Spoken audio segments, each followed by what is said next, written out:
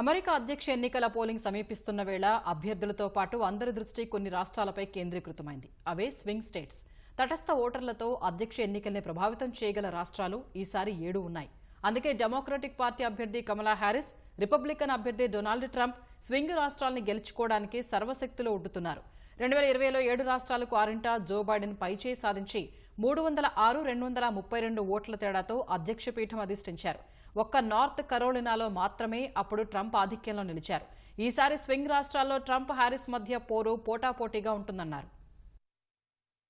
అమెరికాలో ఓటర్ల రాజకీయ అనుబంధం బహిరంగంగా ఉంటుంది. చాలా మంది తాము ఏ పార్టీకి మద్దతిస్తామో ముందే చెప్పేస్తారు. రిపబ్లికన్లు డెమోక్రాట్లుగా గుర్తింపు కూడా పొందారు. తద్వారా రిపబ్లికన్లు డెమోక్రాట్లకు ఏ రాష్ట్రాల్లో మద్దతు ఉంటుందనేది దాదాపుగా తెలిసిపోతుంది. అయితే కొన్ని రాష్ట్రాల్లో ప్రజలు మాత్రం పార్టీల సిద్ధాంతాలకు కట్టుబడకుండా తటస్థంగా ఉంటారు. ఏ పార్టీకి గుడ్డిగా మొగ్గు చూపరు. ఆయా రాష్ట్రాలే ఎన్నికల్లో ఫలితాలను మార్చేస్తుంటాయి. వీటినే స్వింగ్ రాష్ట్రాలుగా పరిగణిస్తారు. ఈసారి ఎన్నికల్లో Pennsylvania, North Carolina, Georgia, Michigan, Arizona, Wisconsin, నెవడాను స్వింగ్ రాష్ట్రాలుగా భావిస్తున్నారు.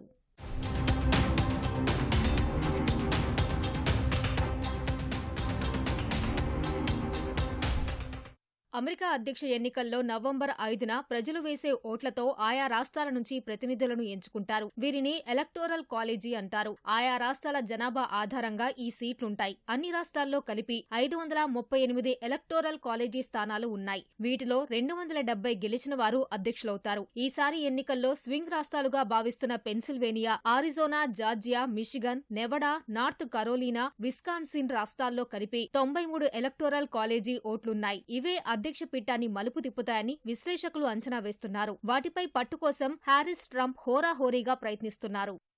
ప్రస్తుతం ఉన్న స్వింగ్ రాష్ట్రాల్లో పెన్సిల్వేనియా రాష్ట్రంలో అత్యధికంగా 19 ఎలక్టోరల్ ఓట్లు ఉన్నాయి. 2020లో జరిగిన ఎన్నికల్లో డెమోక్రాట్ల అభ్యర్థి బైడెన్ 1.16% ఆధిక్యం సాధించారు. డెమోక్రాట్ల కంచుకోటగా చెప్పే ఈ రాష్ట్రంలో ఇటీవల రిపబ్లికన్లు బలమైన పోటీ ఇస్తున్నారు. సమకాలీన ఎన్నికల్లో పెన్సిల్వేనియా 7 సార్లు డెమోక్రటిక్ అభ్యర్థికి, 5 సార్లు రిపబ్లికన్లకు మొగ్గు చూపింది. ఇక్కడ దశాబ్దాలుగా పారిశ్రామిక ప్రగతి తిరోగమనంలో ఉంది. ట్రంప్ పై జులైలో హత్యాయత్నం జరిగింది కూడా ఇక్కడే. ఈ నేపథ్యంలో వలసదారుల వల్ల కలిగే నష్టంపై ట్రంప్ మద్దతుదారులు పెద్ద ఎత్తున ప్రచారం చేస్తున్నారు. గ్రామీణ, పట్టణ శివార్లలో ఓటర్లను ఆకట్టుకోవడానికి ఇంటింటికి వెళ్లి ప్రచారం సాగిస్తున్నారు. మరోవైపు హారిస్ వర్గం పట్టణ ప్రాంత ప్రజల ఓట్లపై ఆశలు పెట్టుకుంది. $100 బిలియన్ పరిశ్రమలు ప్రారంభిస్తామని హారిస్ హామీ ఇచ్చారు. అయితే పెరిగిన ద్రవ్యోల్బణం ఈసారి ఎన్నికల్లో ప్రభావం చూపుతుందని అంటున్నారు.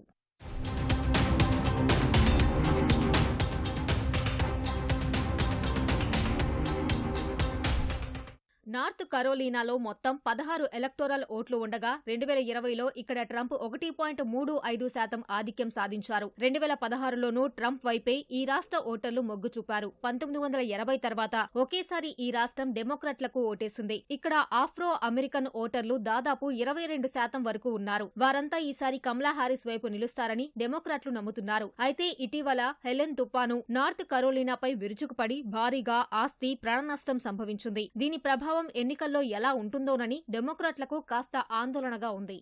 మరో స్వింగ్ రాష్ట్రం జార్జియాలో 16 ఎలక్టోరల్ ఓట్లు ఉండగా 2020లో బైడెన్ ట్రంప్ పై 0.24% ఆధిక్యం సాధించారు. అయితే స్వల్ప మెజారిటీని తన వైపు తిప్పేలా చేయాలని ఎన్నికల అధికారులపై ట్రంప్ ఒత్తిడి తెచ్చినట్లు అప్పట్లో కేసు నమోదైంది. ఈ కేసును 2024 ఎన్నికల ఫలితాల వరకు వాయిదా వేయడం ట్రంప్నకు ఊరట కలిగించింది. ఆఫ్రో అమెరికన్లు ఎక్కువగా ఉండే ఈ రాష్ట్రం 1992 నుంచి డెమోక్రటిక్ అభ్యర్థికి ఒక్కసారి కూడా మెజారిటీ ఇవ్వలేదు. అలాంటిది 2020లో స్వల్ప తేడాతో బైడెన్ వైపు మొగ్గు చూపింది. ఈ 4 ఏళ్లలో మళ్లీ బైడెన్ పై ఆఫ్రో అమెరికన్లలో వ్యతిరేకత నెలకొన్నట్లు చెబుతున్నారు. అయితే అభ్యర్థి మారి హారిస్ రంగంలోకి దిగినందున డెమోక్రాట్లకు ఇబ్బంది ఉండకపోవచ్చని అంచనా వేస్తున్నారు.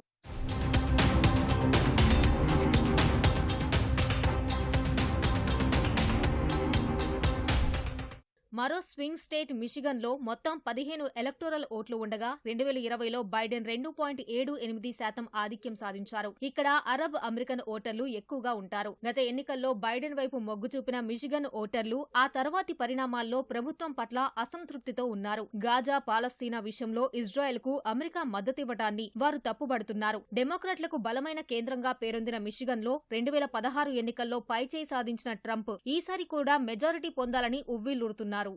మరో రాష్ట్రం ఆరిజోనాలో 11 ఎలక్టోరల్ ఓట్లు ఉండగా 2020లో బైడెన్ 0.31% ఆధిక్యం పొందారు. మెక్సికోతో సుదీర్ఘ సరిహద్దుల గల ఈ రాష్ట్రం దశాబ్దాలుగా రిపబ్లికన్లకు కంచుకోటలా ఉంది. అయితే లాటినో ఓటర్లు పెరగడం, కాలిఫోర్నియా నుంచి చాలా మంది డెమోక్రాట్ అభిమానులు ఇక్కడికి వలస రావడంతో ఈసారి ఎన్నికలపై ఆసక్తి నెలకొంది. సరిహద్దుల నుంచి అక్రమ వలసలు, వాటితో తలెత్తుతున్న సమస్యలను ట్రంప్ అస్త్రంగా మలుచుకునే ప్రయత్నం చేస్తున్నారు. అందుకు సమాధానంగా హారిస్ ఇటీవలే సరిహద్దుల్లో పర్యటించి వలసలను అరికడతానని హామీ ఇచ్చారు.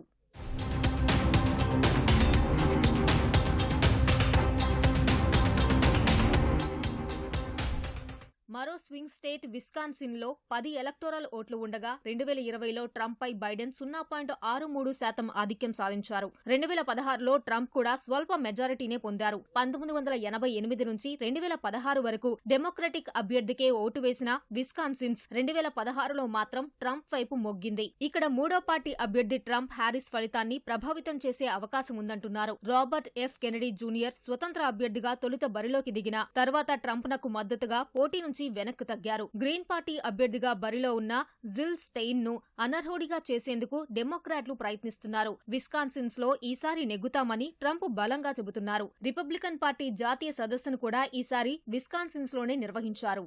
చివరిగా నెవడాలో 6 ఎలక్టోరల్ ఓట్లు ఉండగా 2020లో బైడెన్ 2.39% ఆధిక్యం సాధించారు. సుమారు 30 లక్షల మంది ఓటర్లున్న ఈ రాష్ట్రం 2004 నుంచి రిపబ్లికన్ అభ్యర్థిని ఎంచుకోలేదు. ఈసారి హిస్పానిక్ ఓటర్ల మద్దతుతో ఆ రికార్డును తిరగరాస్తామని రిపబ్లికన్లు నమ్ముతున్నారు. కోవిడ్ అనంతరం దేశమంతా కోలుకున్నా ఆతిథ్య రంగంపై ఆధారపడ్డ ఈ రాష్ట్రం మాత్రం వెనకబడింది. దేశంలో నిరుద్యోగ శాతం ఎక్కువగా ఉన్న రాష్ట్రాల్లో ఇది అగ్రభాగంలో ఉంది.